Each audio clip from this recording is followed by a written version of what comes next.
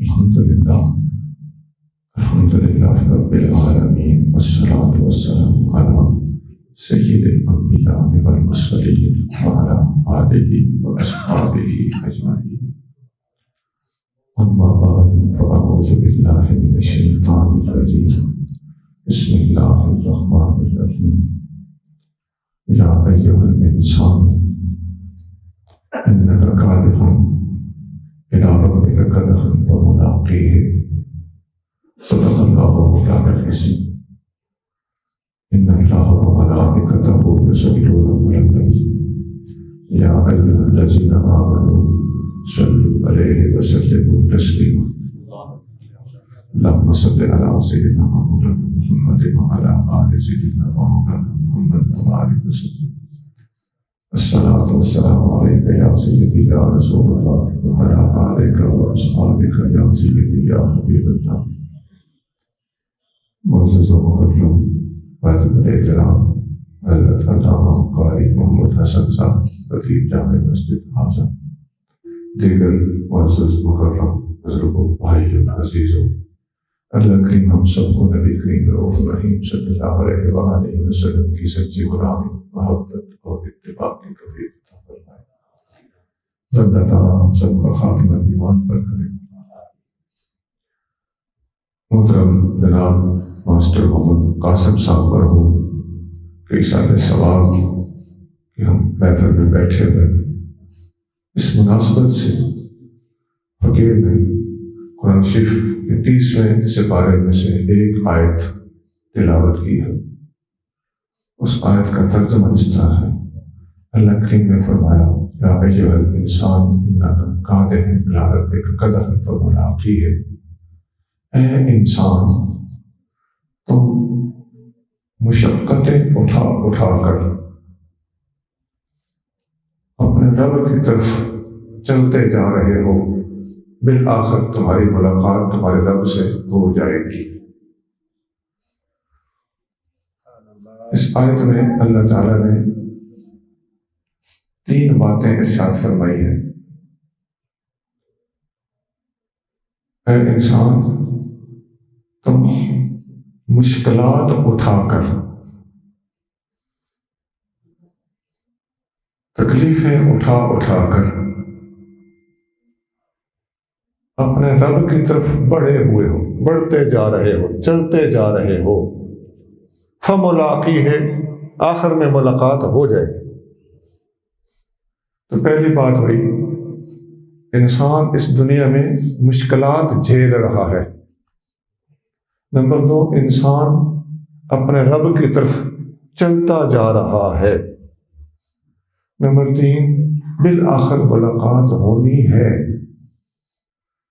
آپ نے سبق کی طرح ان تینوں باتوں کو ذرا غور سے سننا ہے۔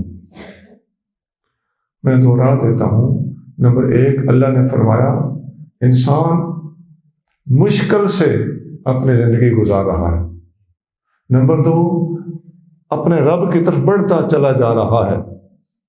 نمبر 3، آخر کار اللہ سے بندے کی ملاقات ہو کے رہے گی۔ پہلی بات جو میں نے عرض کی ہے کہ انسان تو مشکلات جھیل رہا ہے۔ انسان 2 طرح کی مشکلات جھیل رہا ہے۔ ایک انسان کی مشکل وہ ہے جو اللہ تعالیٰ نے انسان کی تخلیق کے اندر ہی قدرت کے اعتبار سے رکھی ہوئی۔ بندہ ماں کے پیٹ میں بھی جب ہوتا ہے تو وہاں باہر آ کے بول نہیں سکتا، مشکلات اس نے وہاں دیکھی ہوتی۔ ایک تنگ سے پیٹ میں 9 مہینے بچہ رہتا اور 9 مہینے تک ماں کا خون پیتا ہے جو گندا خون ہوتا ہے۔ پھر اس تنگ کوٹری میں 9 مہینے گزارنے کے بعد اللہ تعالیٰ قرآن شریف میں اس جگہ کے بارے میں فرماتا ہے لَقَدْ خَلَقْنَا الْإِنسَانَ فِي كَبَدٍ، ہم نے انسان کو مشقت میں پیدا کیا ہے۔ یہ خود قرآن کہہ رہا ہے۔ تو یہ دور مشقت کا دور ہے۔ یہ دوسرا پہلو ہے کہ اس کی ماں کتنا اوکھا ہو رہی ہوتی۔ پھر جب بچہ پیدا ہوتا ہے تو 2 سال تک بچہ دودھ پیتا ہے اور بچہ اپنی تکلیف بھی نہیں بتا سکتا. بچے کے پیٹ میں درد ہے تو بچہ بول کے نہیں بتا سکتا. سر میں درد ہے بچہ نہیں بتا سکتا. بخار ہو گیا ہے بچہ نہیں بتا سکتا. نمونیا ہو گیا ہے بچہ نہیں بتا سکتا. یہ مشقتیں ہیں، یہ مشکلات ہیں جو تخلیقی اعتبار سے ہر بندے کو جھیلنا پڑتی ہے. ماں یا حکیم یا ڈاکٹر اندازہ لگاتے ہیں کہ بچے کو کیا ہے. بچہ بار بار اپنے سر کو ہاتھ لگاتا ہے یا کان کو ہاتھ لگاتا ہے تو ڈاکٹر اندازہ لگاتا ہے کہ یا اس کے کان میں درد ہے یا اس کے سر میں درد ہے. بچہ این کر کے اوکھا اوکھا ہو کے روتا ہے تو طبیب کو سمجھ آتی ہے کہ غالباً بچے کے پیٹ میں درد ہے. بچہ سانس اوکھے اوکھے لیتا ہے اور یہ جگہ بیٹھتی ہے اور بخار بھی ہوتا ہے. اس سے اندازہ ہو جاتا ہے کہ بچے کو نمونیا ہے، لیکن بچہ خود ان باتوں میں سے کوئی بات بھی بتا نہیں سکتا. اسی طرح بچہ جب تھوڑا بڑا ہوتا ہے، دوڑ دھوپ کے قابل ہوتا ہے یا رڑنے شڑنے لگتا ہے تو بچہ بار بار گرتا ہے، جل جاتا ہے، اوپر چائے گرا لیتا ہے، کوئلے کو پکڑ لیتا ہے، کرنٹ کھا بیٹھتا ہے. یہ ساری مشکلات ہیں جو بچہ جھیلتا چلا جا رہا ہے. اسی طرح تھوڑا بڑا ہوتا ہے، کمانے کے قابل ہوتا ہے تو تعلیم کیسے دیں، کہاں سے دیں، نوکری کون سی دلائیں، جاب کون سی دیں.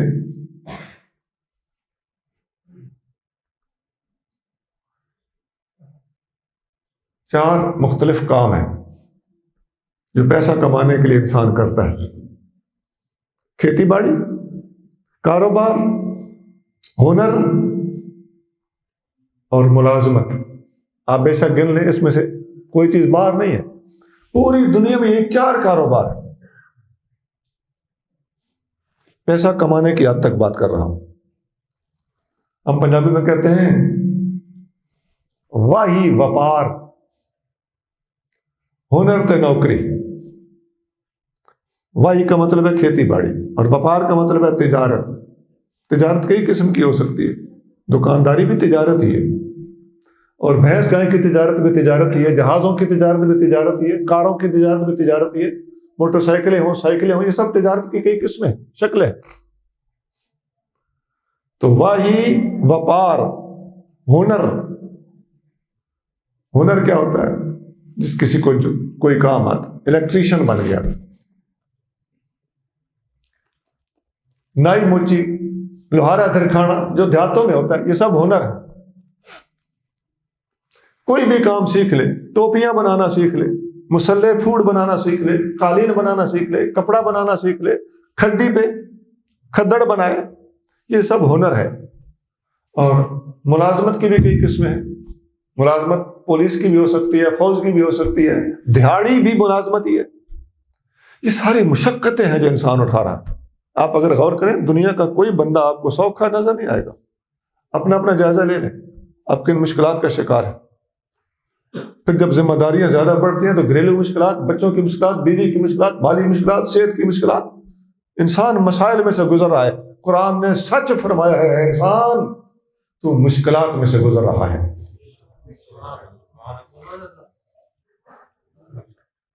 اور اس جملے پر ہم صرف آپس میں بیٹھ کر ہی نہیں، ہم پوری دنیا کو قرآن کا یہ جملہ سناتے ہیں اور اس کی حقانیت واضح کر کے بتانا چاہتے ہیں کہ ہمارے نبی کریم صلی اللہ علیہ وسلم کی زبان سے نکلا ہوا ایک ایک حرف اور قرآن کا ارشاد فرمایا وہ ایک ایک لفظ حق اور صداقت کی کسوٹی پہ تول کے دیکھ لو، تمہاری زندگیوں کے عین مطابق ہوگا.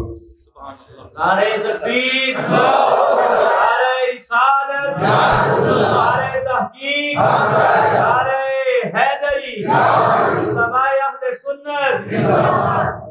مشکلات کا ایک پہلو تھا.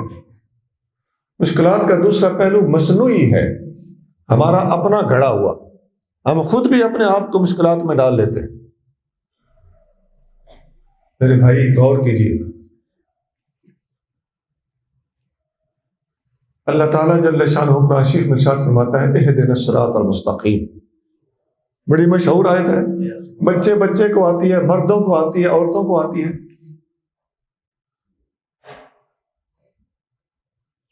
حدیث میں آتا ہے کہ افضل الدعاء الفاتحہ، جامع ترمذی میں حدیث کہ سب سے افضل دعا سورۃ فاتحہ ہے، اور اس کا نام سورۃ شفا بھی ہے۔ یہ پڑھ کے دم کیا جاتا ہے، حتیٰ کہ حدیث بخاری شریف میں ہے کہ صحابہ کرام نے ایک اس بندے کو سورۃ فاتحہ پڑھ کے دم کیا جس کو سانپ نے ڈسا تھا، یعنی سانپ کے ڈنگنے کا بھی علاج سورۃ فاتحہ ہے، اتنی بڑی شفا ہے اس حدیث میں۔ آپ نے غور کرنا ہے، اس پوری سورت کو الحمد سے لے کے ولضالین تک غور سے پڑھنے، شفا کا ایک لفظ بھی اس کے اندر موجود نہیں کہ یا اللہ شفا دے دے، مجھے دے دے، یا جسے میں دم کر رہا ہوں اسے شفا دے دے۔ تو پھر یہ سورت شفا کیسے دیتی ہے؟ سنا فرمایا اس میں آخر جو لفظ ہے نا، اہدنا الصراط المستقیم، یا اللہ ہمیں سیدھے راستے پر چلا۔ یہ مغز ہے شفا کا، اس لیے کہ بیماری اس وقت لگتی ہے جب بندہ سیدھے راستے سے ہٹتا ہے۔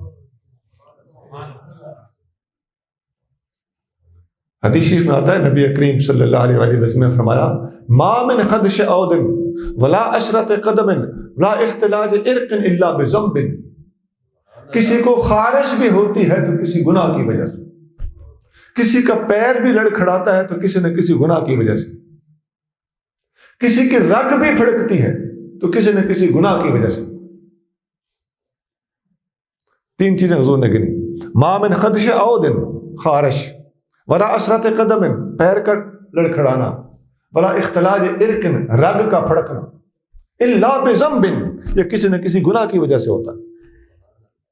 پتہ چلتا ہے کہ ہماری اپنی غلطیاں ہوتی ہیں جن کا ہمیں خمیازہ بھگتنا پڑتا ہے۔ اور حدیثوں میں آتا ہے، نبی کریم صلی اللہ علیہ وسلم فرماتے ہیں کہ اللہ نے مجھے فرمایا، مسلم شریف میں حدیث ہے، کہ آدم کے بیٹے میں تمہیں عذاب دے کے کیا کروں گا، یہ جو کچھ تم بھگتتے ہو یہ تمہارے اپنے کرتوتوں کا صلہ ہوتا ہے، تمہارے اپنے اعمال اور کردار ہوتے ہیں جن کا رزلٹ یہ نکلتا ہے کہ تمہیں کوئی نہ کوئی امتحان آ جاتا ہے، کوئی نہ کوئی مصیبت آ جاتی ہے، کوئی نہ کوئی بیماری لگ جاتی ہے، ہمارے اپنے گناہ ہوتے ہیں۔ تو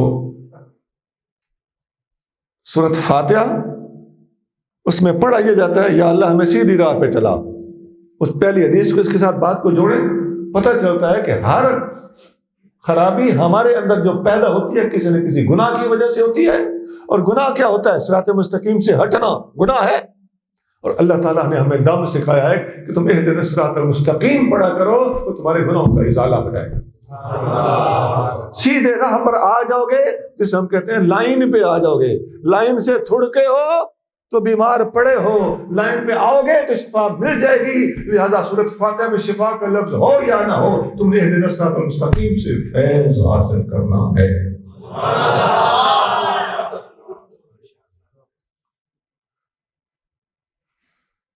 ساتھ ساتھ غور کرتے جائیں، خاص طور سے میرے نوجوان بیٹے غور کرتے جائیں، بیٹا دنیا گزر جانی ہے، زندگی ٹپ جانی ہے، صراط مستقیم پر رہو۔ نبی کریم صلی اللہ علیہ وسلم فرماتے ہیں کہ ان اللہ یحب الشاب التائب، اللہ تعالیٰ اس نوجوان سے محبت کرتا ہے جو جوانی میں توبہ کرتا ہے۔ اللہ ہمیں جوانی میں نیک راستے کی توفیق عطا فرمائے، نیک صحبت اور سنگت عطا فرمائے، نیکوں سے رابطہ رکھنے کی توفیق عطا فرمائے۔ محفل سے بندہ بنتا ہے، محفل سے بندہ بگڑتا ہے، ولیوں سے کے پاس بیٹھنے سے بندہ ولی بنتا ہے، شیطانوں کے پاس بیٹھنے سے بندہ شیطان بنتا ہے۔ نمازیوں میں بیٹھو گے نماز سیکھو گے، نشیوں میں بیٹھو گے نشہ سیکھو گے۔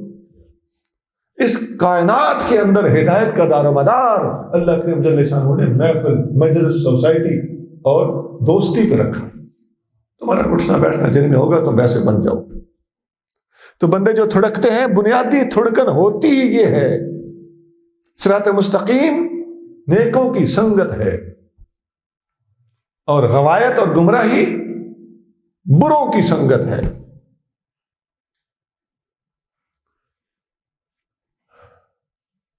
حضور کی صحبت میں بیٹھنے سے صحابی بنا، صحابی کی صحبت میں بیٹھنے سے تابعی بنا، تابعی کی صحبت میں بیٹھنے سے تبع تابعی بنا۔ آپ کتابیں پڑھ کے دیکھ لو، ان کے پاس جو سب سے بڑا کمال ہے، جو یہ 3 درجے اور رتبے دیتا ہے، وہ صحبت ہے۔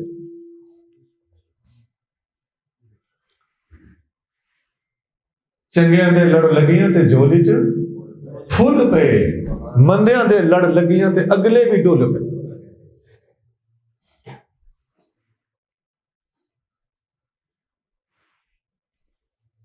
ایسے ہی نبی کریم رؤوف الرحیم صلی اللہ علیہ وسلم جب ہماری حکومتی مشنری کی طرف متوجہ ہوئے تو آپ نے ارشاد فرمایا کہ لوگوں، یہ جو حکمران آتے ہیں نا، یہ بھی تمہارے اعمال کی وجہ سے آتے ہیں۔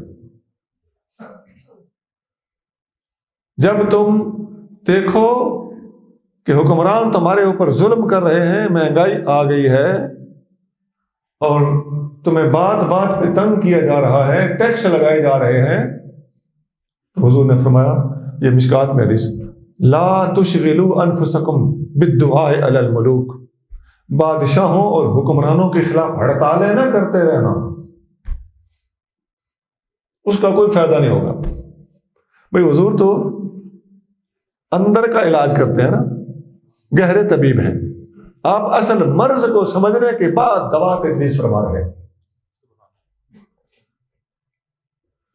مرض کیا ہے؟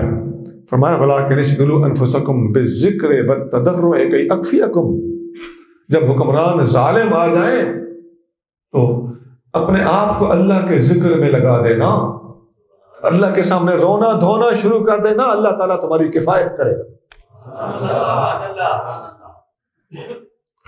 کسی بزرگ کا قول ہے، کما تکونون کذالک یؤمر علیکم، تم جیسے ہوگے ویسے ہی حکمران تمہارے اوپر آئیں گے۔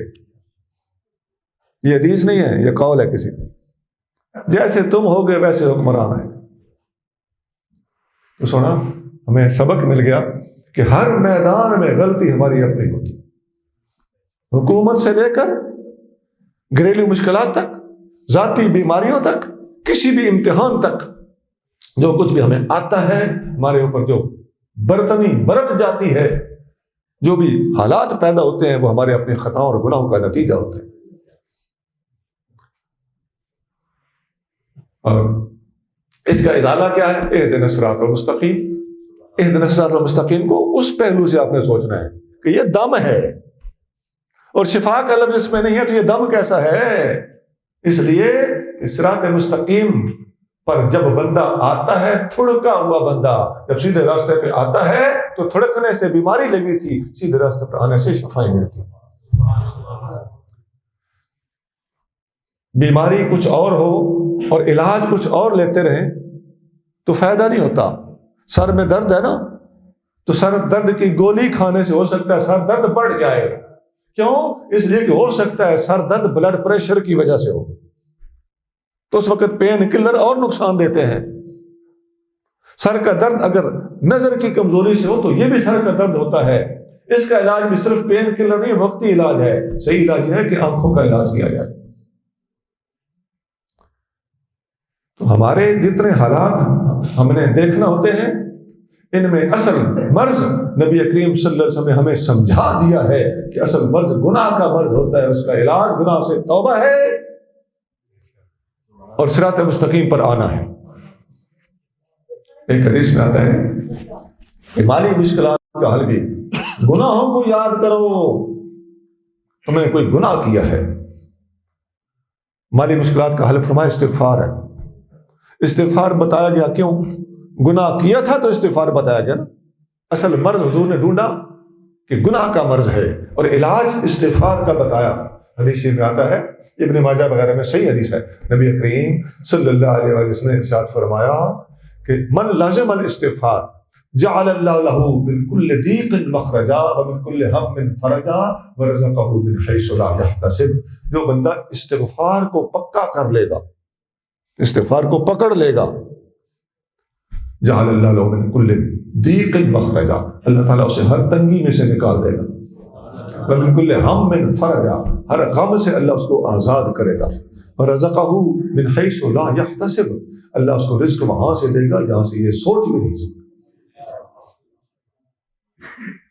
تو وہ استغفار ان سارے مرضوں کا علاج ہے۔ بے اولادی کا علاج بھی استغفار ہے۔ حدیث میں آتا ہے حضرت امیر معاویہ رضی اللہ تعالیٰ عنہ شام میں حکومت کرتے تھے، اور سیدنا امام حسن رضی اللہ تعالیٰ عنہ ان سے ملاقات کرنے کے لیے کثرت سے جاتے رہتے تھے۔ ایک دفعہ لمبے عرصے کے بعد گئے، ویسے تقریباً ہر سال تشریف لے جاتے تھے۔ وہ لمبا عرصہ کیسے ہوا؟ آپ تشریف لے گئے، ہر سال جاتے تھے، ایک دفعہ تشریف لے گئے تو حضرت امیر معاویہ رضی اللہ تعالیٰ عنہ نے اپنے ایک خادم جس کی اولاد نہیں تھی اس سے فرمایا کہ تمہاری اولاد نہیں ہے اور امام حسن رضی اللہ تعالیٰ تشریف لائے ہوئے ہیں، ان کی زیارت کرو، ان سے عرض کرو حضور میری اولاد نہیں ہے، مہربانی فرمائیں۔ انہوں نے امام حسن کو عرض کیا حضور میری اولاد نہیں ہے، مہربانی ہو۔ آپ نے فرمایا استغفار پڑھا کرو۔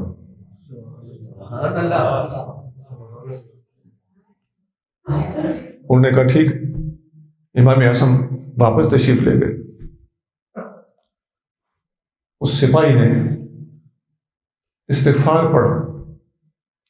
سیدنا امام حسن رضی اللہ عنہ 10 سال کے بعد دوبارہ تشریف لے گئے۔ امیر معاویہ رضی اللہ عنہ نے 20 سال حکومت کی ہے۔ وہ 10 سال کا جو عرصہ ہے وہ سمجھانے کے لیے میں یہ بات کر رہا ہوں۔ ان کی حکومت 20 سال رہی ہے، تو ایک بار 10 سال کا وقفہ ہوا، ورنہ آپ ہر سال تقریباً تشریف لے جاتے تھے۔ اس دفعہ آپ 10 سال کے بعد دوبارہ تشریف لے گئے۔ جب آپ تشریف لے گئے تو اس آدمی کی جو امیر معاویہ کا ملازم تھا، اس آدمی کے 7 بیٹے 10 سال میں پیدا ہو چکے تھے۔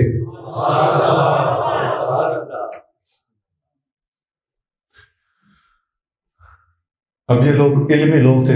امیر معاویہ بہت بڑے فقیہ ہیں۔ عبداللہ بن عباس کا قول بخاری شریف میں ہے، آپ فرماتے ہیں دعہ انہ فقیہ، معاویہ کو کچھ نہ کہو، وہ فقیہ ہے۔ اب آپ فقیہوں والا کام کرنے لگے۔ امیر معاویہ نے اس اپنے خادم سے کہا کہ تمہارے 10 سال میں 7 بیٹے پیدا ہو چکے ہیں، اور امام حسن رضی اللہ عنہ نے تمہیں کہا تھا کہ استغفار کرو اولاد ہو جائے گی، تو اولاد تو تمہاری ہو گئی۔ اب آپ کے پاس دوبارہ جاؤ، عرض کرو حضور یہ مسئلہ آپ نے نکالا کہاں سے ہے کہ استغفار کرنے سے اولاد ہو جاتی ہے؟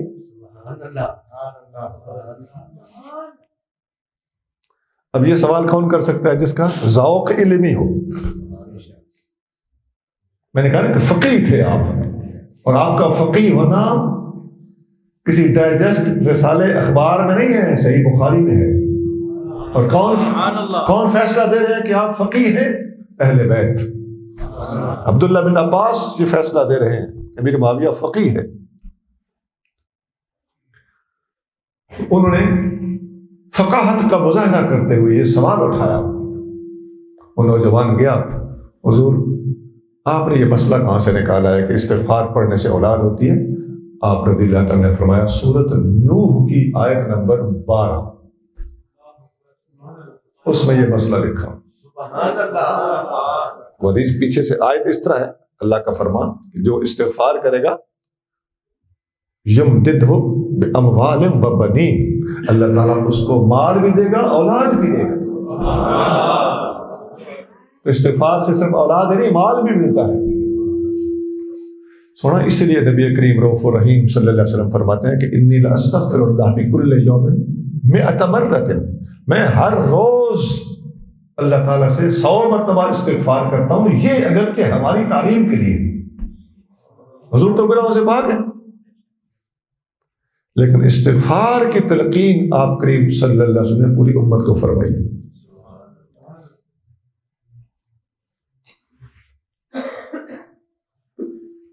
میں نے 2 باتیں بتائیں کہ انسان مشکلات میں سے گزر رہا ہے، ایک مشکل وہ ہے جو قدرتی مشکل ہے، اور ایک مشکل وہ ہے جو انسان نے خود گناہ کر کر کے اپنے لیے پیدا کی ہوئی ہے۔ اللہ تعالی ہمارے اوپر آسانیاں فرمائے۔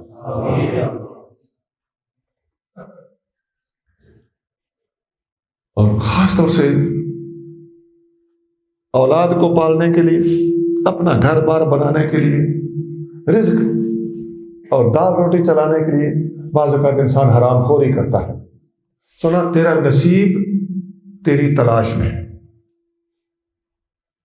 حدیث میں آتا ہے کہ ان الرزق لیطلب العبد کما یطلبہ اجلہ، رزق بندے کو اس طرح تلاش کرتا ہے جس طرح اس کی موت اس کو تلاش کرتی ہے۔ لکھا مل کے رہے گا، گھٹیا حرکتیں نہ کر، بھج بھج تھکاں بھراں کلاوے، جو کچھ لکھیا ہوا کچھ آ رہا۔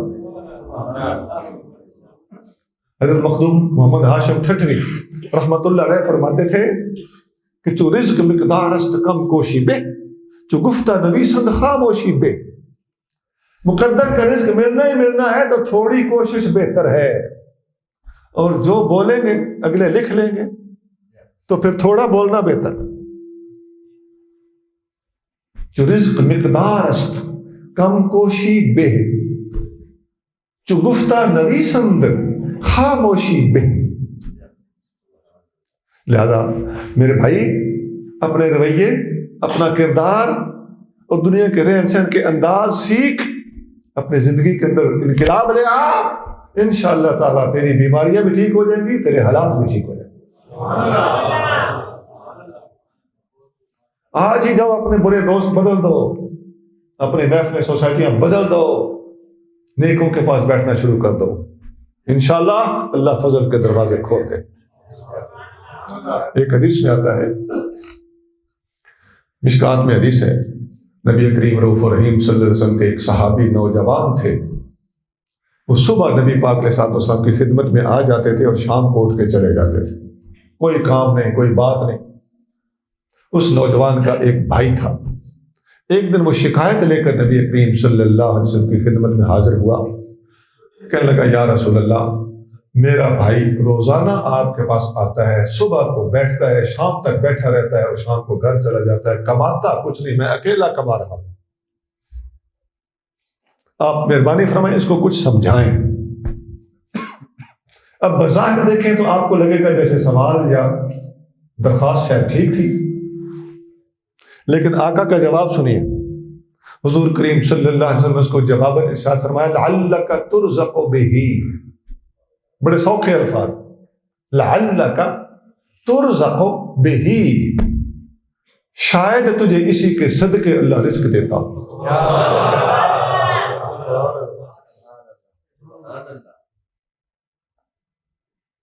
سنا، ہاتھ سے رزق کمانا اور ہے، اور گھر میں کسی بابرکت بندے کا آ جانا اور ہے۔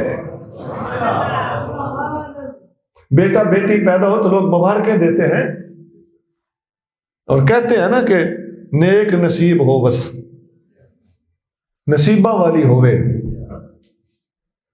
ایسا ہوتا ہے۔ نبی کریم رؤوف الرحیم صلی اللہ علیہ وآلہ وسلم کی حدیث کا خلاصہ یہ ہے کہ بعض اوقات عورت میں بھی برکت ہوتی ہے، مکان میں بھی برکت ہوتی ہے، سواری میں بھی برکت ہوتی ہے۔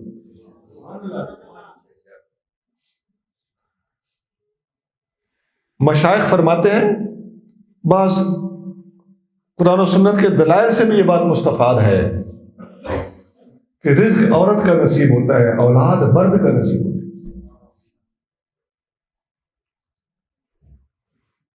لیکن حاصل ساری بات کا یہ ہے کہ ہمیں توبہ استغفار، سیدھی لائن، اچھوں کی محفل، نیکوں سے رابطہ، نیکوں سے محبت۔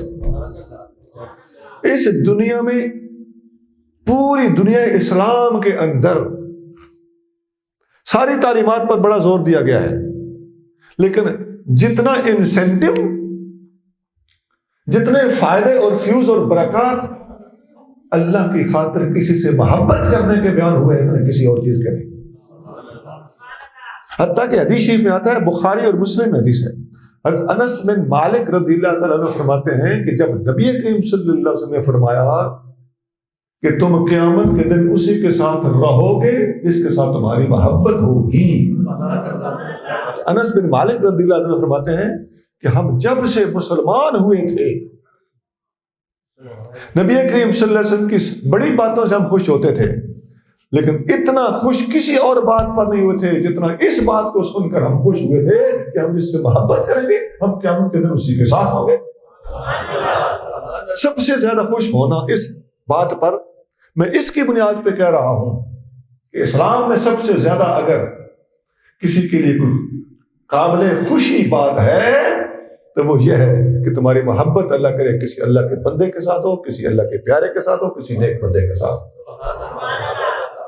یہ سنگتیں، یہ دنیا اسلام میں اہل اسلام، خاص طور سے عوام اہل اسلام کا سب سے بڑا ذخیرہ ہے۔ حدیث شریف میں آتا ہے نبی کریم رؤوف الرحیم صلی اللہ علیہ وسلم نے فرمایا اغدو عالما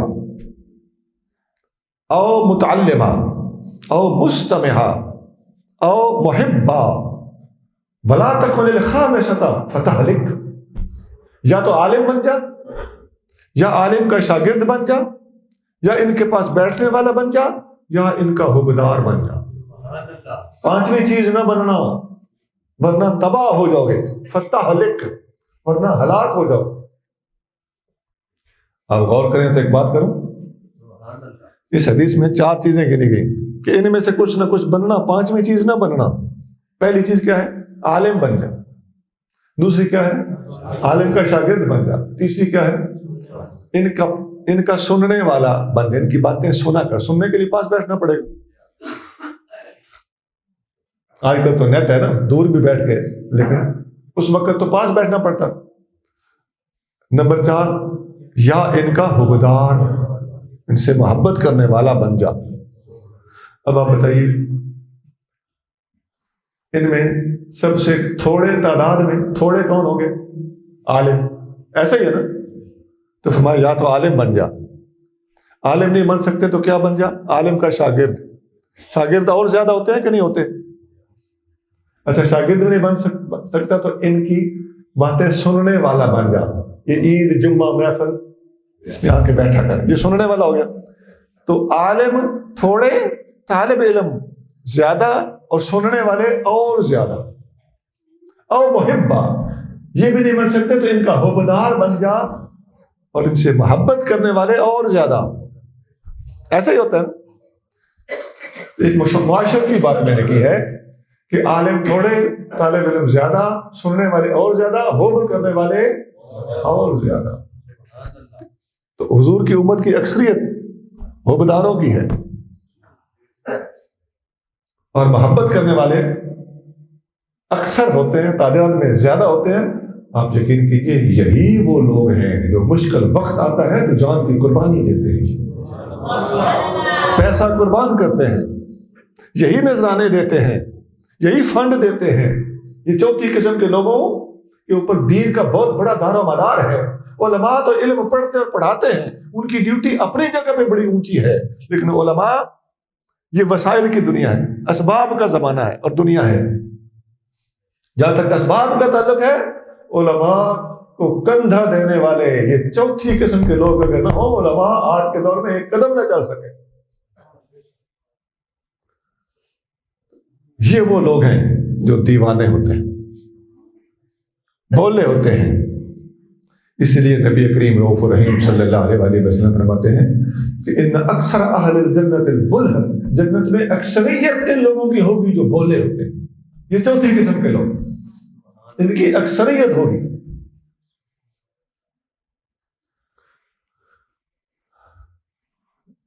یہ میں نے آخری بات اس لیے کی ہے کہ یہ چوتھی قسم کے لوگ ہیں، محبت کے حوالے سے بات کی ہے کہ اہل اللہ کے ساتھ محبت رکھنے والے، تعلق رکھنے والے، آنا جانا رکھنے والے، ان کے اوپر جانیں فدا کرنے والے۔ بھائی یہ دھرنوں میں جو جانیں قربان کرتے ہیں، یہ کون ہے؟ یہ چوتھی قسم کے لوگ۔ آپ آزما لیں، لگا لو حساب، اللہ تعالیٰ ان سے کام لیتا ہے۔ ان کو کبھی فضول نہ سمجھنا چاہیے، یہ بڑے کام کے لوگ ہوتے ہیں۔ سچے عاشق ہوتے ہیں. حدیث میں ہے کہ جنتیوں میں اکثریت ان لوگوں کی ہوگی. ان اکثر اہل الجنت البلد.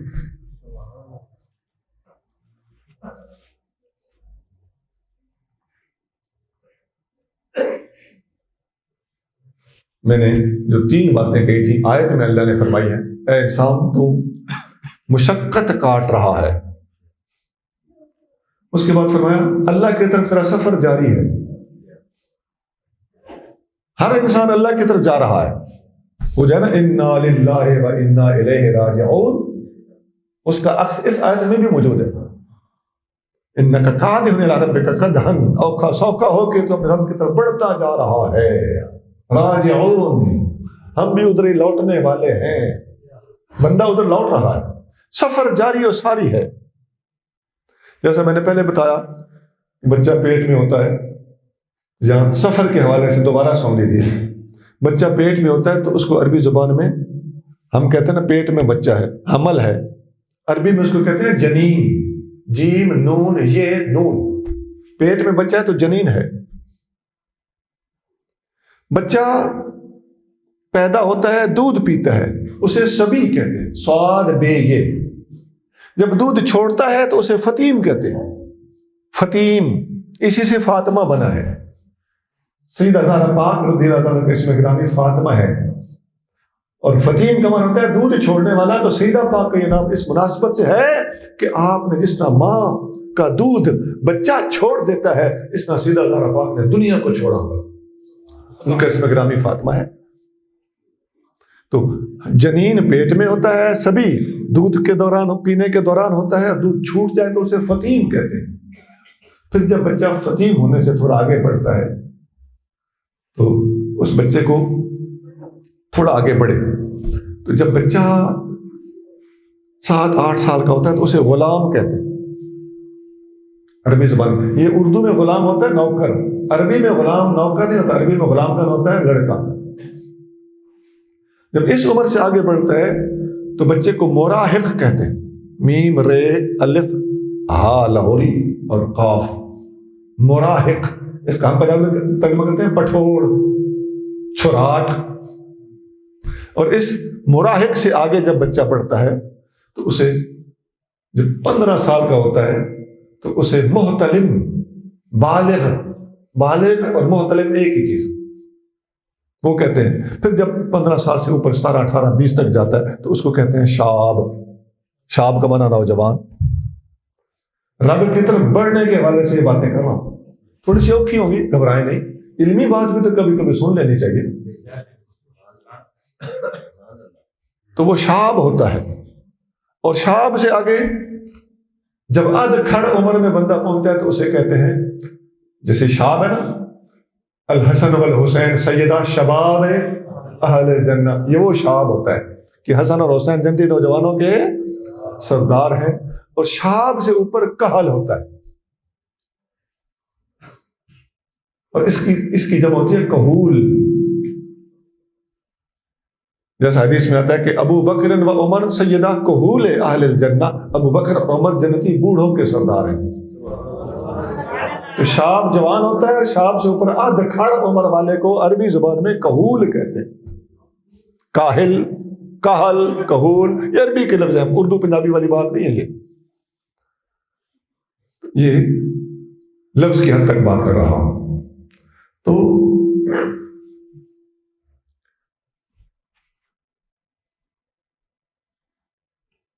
کہول سے اوپر شیخ ہوتا ہے، بوڑھا. ضعیف العمر، زیادہ ضعیف ہو تو اسے شیخ کہا جاتا ہے. یہ شیخ لفظ ہم بولتے ہیں، اس کا لفظی معنی بوڑھا ہے. اور پیر فارسی میں ہوتا ہے. پیر کا معنی بھی بوڑھا ہوتا ہے. فارسی میں پیر کہتے ہیں، عربی میں شیخ کہتے ہیں. لفظی معنی کی بات کر رہا ہوں، کہیں اور نہیں تھڑک جانا. ایک اصطلاح ہے، وہ ایک الگ بات ہے. تو اس طرح میں اور اس خاص نام کے اعتبار سے کہول بھی اور چیز ہے اور شیخ بھی اور چیز. یہ ساری منازل ہیں اور سٹیجز ہیں جو ہر انسان پر آتی ہیں، ان میں سے انسان گزرتا ہے اور اس کا سفر اللہ تعالیٰ کی طرف جاری و ساری۔ نبی کریم رؤوف رحیم صلی اللہ علیہ وسلم کے ارشاد گرامی، آپ فرماتے ہیں اغتنم خمسا قبل خمس، 5 چیزوں کو 5 چیزوں سے پہلے غنیمت سمجھو۔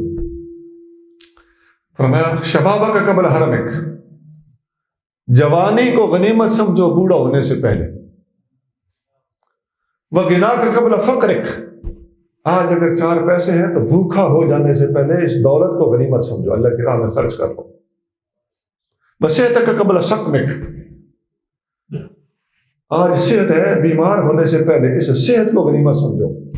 وفراغک قبل شغلک، آج فارغ ہو، فارغ ہونے کو مصروف ہونے سے پہلے غنیمت سمجھو۔ احیاتک قبل موتک، آج زندہ ہو، اپنے مرنے سے پہلے اپنی زندگی کو غنیمت سمجھو۔ سنا، یہ وہ بندہ ہوتا ہے جو وقت کی قیمت پہچانتا ہے۔ صوفیاء فرماتے ہیں الوقت سیف قاطع، وقت وہ تلوار ہے جو کاٹتی چلی جا رہی ہے، اس کی دھار سے کبھی بھی بچ نہیں سکا۔ تو وقت کی قدر کرنی چاہیے، اور انسان اللہ کی طرف بڑھ رہا ہے، اور اس بڑھنے میں ہماری احتیاط، وقت ضائع نہ ہو، وقت ٹھیک جگہ پہ لگے، فضولیات میں وقت اڑا نہ دیا جائے۔ ماں باپ ہمیں سودا لینے بھیجے نا بازار میں، یا کسی کام سے بھیجیں تو راستے میں ہم رچ کتے دی بھیڑی دیکھتے رہ جائیں، یا سڑک پہ کسی نے مجمع لگایا ہوا تھا، سپ اور سڈر اور نیولا نکال کے بیٹھا ہوا تھا، بچہ وہاں کھڑا ہو جائے رونق میں تو واپس آ کے ماں باپ سے لکھتا ہی کھاتا ہے۔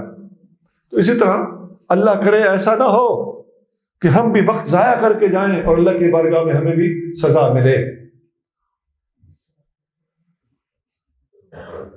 تیسری اور آخری بات ہے، میں مختصر کرنے لگا ہوں، کہ تمہاری بالآخر ملاقات اللہ سے ہوگی۔ جب بندہ اللہ کے سامنے جائے گا تو پہلی بات تو یہ ہے کہ حساب اللہ نے لینا ہے۔ حساب کس نے لینا ہے؟ اور وہاں پر ڈیوٹی کس کی ہے؟ فرشتوں کی۔ کس کی ڈیوٹی ہے؟ فرشتوں کی۔ میزان پر بھی فرشتے ہیں، جہاں اصل حساب کتاب ہونا ہے، جہاں پر ترازو تولے جانے ہیں، اعمال تولے جانے ہیں، ڈیوٹیاں وہاں پر فرشتوں کی۔ باقی انبیاء علیہ السلام، خود نبی کریم صلی اللہ علیہ وسلم اور اللہ کے پیارے شفاعت ضرور فرمائیں گے، لیکن حساب ان میں سے کسی نے نہیں لینا، حساب اللہ نے لینا ہے۔ ہمارے شعروں میں اصلاح کی ضرورت ہے، حساب اللہ نے لینا ہوتا ہے، اور شاعروں کے اشعار جو خلاف شرع ہوں ان سے بچنے کی پوری کوشش کرنی چاہیے۔ میں نے مخصوص شعروں کی طرف اشارہ کر دیا۔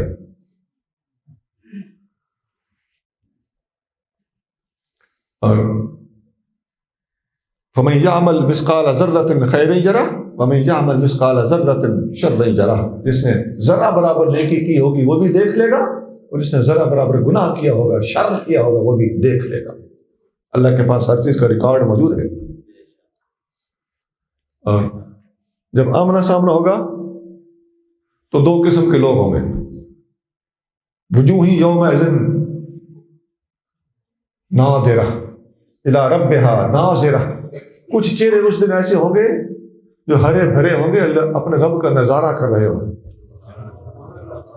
اور جو گناہ گار ہوں گے ان کے بارے میں فرمایا کہ کچھ چہرے وجوہ یومئذ باسرہ، کچھ چہرے اس دن اترے ہوئے ہوں گے، اور ان کا گمان کیا ہوگا؟ یفعل بہا فاقرہ، ان کا خیال یہ ہوگا کہ آج ہماری کمر توڑ کے رکھ دی جائے گی۔ ایمان والوں کا چہرہ ہرا بھرا ہوگا، رب کو دیکھتے ہوں گے، اور گناہ گاروں کے چہرے اترے ہوئے ہوں گے اور سوچ میں ہوں گے کہ آج خیر کوئی نہیں۔ یہ 2 طرح کے لوگ ہوں گے۔ اچھا، وہ جو اللہ کا دیدار کرنے والے ہوں گے وہ بھی 2 طرح کے ہوں گے۔ ایک تو وہ لوگ ہوں گے کہ حدیث بخاری اور مسلم میں ہے، نبی کریم رؤوف رحیم صلی اللہ علیہ وسلم نے فرمایا کہ بادل نہ ہو اور 14ویں کا چاند نکلا ہوا ہو تو چاند کو دیکھنے میں کوئی دشواری ہوتی ہے، صحابہ نے کہا حضور کوئی دشواری نہیں ہوتی. فرمایا تم قیامت کے دن اپنے رب کو اسی طرح دیکھو. یہ حدیث بھی اور وہ جو آیت میں نے پڑھی سورۃ قیامت میں سے کہ کچھ چہرے اس دن ہرے بھرے ہوں گے اپنے رب کا الی ربھا ناظرہ، اپنے رب کا نظارہ کر رہے ہوں گے. قرآن بھی کہتا ہے ناظرہ اور حدیث بھی کہتی ہے کہ 14 کے چاند کی طرح اللہ کا دیدار ہوگا. صاف قرآن اور حدیث کی روشنی میں پتہ چل گیا کہ قیامت کے دن اللہ کا دیدار ہونا ہے. ایک فرقہ وہ ہے جن کو معتزلہ کہتے ہیں، وہ آج کل آپ میں بڑے بڑے ہوئے ہیں.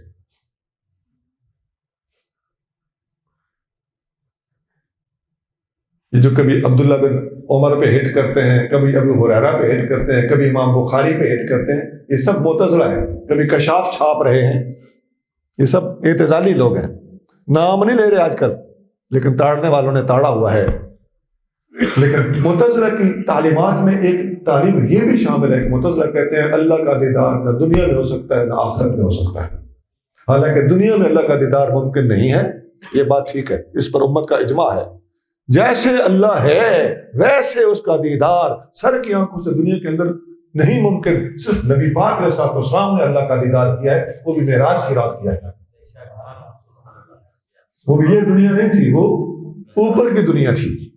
وہاں آقا نے اپنے رب کو سر کی آنکھوں سے دیکھا ہے، اور یہ بھی عقیدہ اہل سنت ہے. لیکن قیامت کے دن اللہ کا دیدار ہوگا، اس پر قرآن بھی شاہد ہے، اس پر حدیث بھی شاہد ہے، اور معتزلہ کا عقیدہ غلط ہے. اچھا، حدیث میں آتا ہے کہ اللہ تعالیٰ جب جلوہ افروز ہوگا اپنے شان کے لائق، تو مسلمانوں میں سے کچھ لوگ ایسے ہوں گے جو فوراً سجدے میں پڑ جائیں گے، پہچان لیں گے کہ ہمارا رب ہے. مگر کچھ لوگ نہیں پہچان سکے. میں اختصار کر رہا ہوں. کچھ لوگ نہیں پہچان سکیں گے، وہ سجدے میں نہیں کہیں گے، وہ کہیں گے ہم ادھر ہی بیٹھے ہیں. ہمارا رب جب ہمارے سامنے آئے گا تو ہم اس کی پہچان لیں گے، یہ ہمارا رب نہیں ہے. حالانکہ وہ رب ہی ہے، اللہ ہی ہوگا، پہچانیں گے نہیں. پھر اللہ تعالیٰ دوبارہ، پہلے اللہ تعالیٰ اپنا دیدار کرا کے پھر اللہ تعالیٰ ان کی نظروں سے اوجھل ہوگا، دوبارہ جلوہ افروز ہوگا. جب دوبارہ جلوہ افروز ہوگا تو یہ بندے بھی پہچان لیں گے کہ ہاں تو رب ہے. اللہ تعالیٰ نے اس بات کا کو محسوس نہیں کہ میں وہ کہتے ہیں نا کیا کہنا لفظ پراپر میں ڈھونڈ رہا ہوں، اللہ تعالیٰ اس پر ناراض نہیں ہوگا. اللہ تعالیٰ اس بات پر ناراض نہیں ہوگا تم نے پہلے سجدہ کیوں نہیں کیا. اصل بات یہ ہے کہ اس دنیا میں جس بندے کو جس طرح اللہ کی معرفت حاصل تھی، ہر بندہ اللہ تعالیٰ کو اسی طریقے سے پہچان سکے گا، اپنے دنیا کے اندر پہچان کے موافق اور مطابق، اپنے ظرف کے مطابق. تو اللہ تعالیٰ کو اپنا دیدار کرے گا. وہ بھی اس وقت اللہ کو دیکھیں گے جب دوسری بار اللہ تعالیٰ جلوہ افروز ہوگا تو سجدے میں پڑھ کے اللہ تعالیٰ کے تشریف لانے کا اعتراف کریں کہ ہاں اب پہچان لیں گے، ہاں اب ہم یہ ہمارا اللہ ہے. سونا اللہ کرے ہم بھی قیامت کے دن ان لوگوں میں شمار ہوں جو پہلی ہی بار اپنے رب کو پہچاننے والے.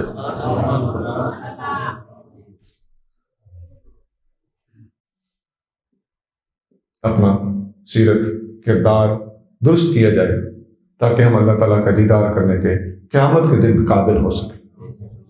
میں نے جتنی باتیں عرض کی ہیں، جیسے جیسے آگے بڑھتا گیا، پہلی بات طویل ہو گئی تھی، اگلی باتوں کو میں نے ذرا کلوز کیا ہے، مختصر کیا ہے. ٹوٹل میں نے آپ کے سامنے 3 باتیں رکھی.